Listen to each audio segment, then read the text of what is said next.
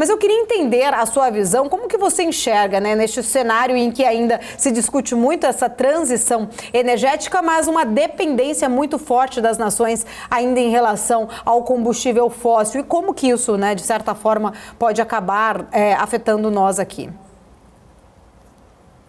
Olha, Paulo, primeiro com relação ao imposto de exportação, como você colocou, né, isso é muito ruim. Eu acho que estão três agentes aí, agentes que vão ser prejudicados. Primeiro é o próprio Brasil, né, que cria uma insegurança jurídica e você afasta o investimento em empresas que querem vir para cá, explorar e produzir petróleo, que nos últimos anos foi um lado, né, uma parte da economia que saiu vencedora. O Brasil recolheu mais de 180 bilhões de reais em royalties, participações especiais e impostos da indústria do petróleo. O segundo ponto é que, sem dúvida, o petróleo brasileiro perde competitividade no mercado internacional. Quando você tem uma taxação que não existe em outros países, para você ter uma ideia, só tem mais 3 países do mundo que têm esse tipo de taxação da exportação de petróleo: é o Cazaquistão, a própria Rússia e a Venezuela. Países que têm um modelo político totalmente diferente do nosso e que eu acredito que a gente não queira copiar.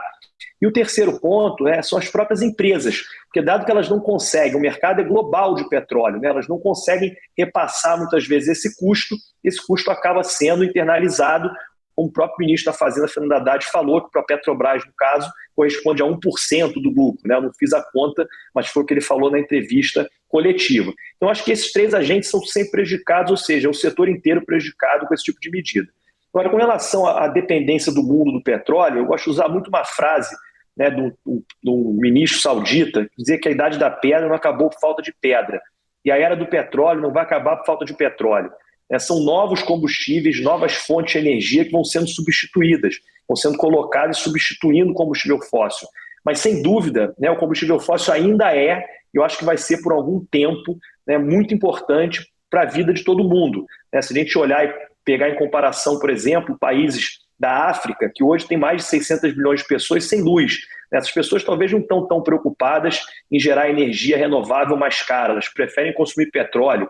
A Índia, um país que vem crescendo muito, a própria China. Então, a questão da aceleração da transição que foi feita antes da pandemia e depois da guerra, ela é uma visão muito ocidentalizada do problema. A gente esquece que boa parte, 70% do mundo hoje, vive no outro lado, não no Ocidente. Então tem muita gente aí que eu acho que ainda vai continuar dependendo do petróleo. Quando a gente olha e passa por esses problemas humanitários que a gente passou tanto na guerra quanto na pandemia, e o custo, o dinheiro começou a ficar mais caro, a gente voltou a olhar para o petróleo, que ainda é abundante, barato, ainda sem dúvida nenhuma faz parte da nossa vida. Eu acho que vai continuar fazendo por um bom tempo. Não que ele vai ficar para sempre, eu acho que as energias renováveis estão vindo cada vez mais, mas eu acho que substituir a 100% o consumo de petróleo ou de combustíveis fósseis, a gente ainda está muito longe disso.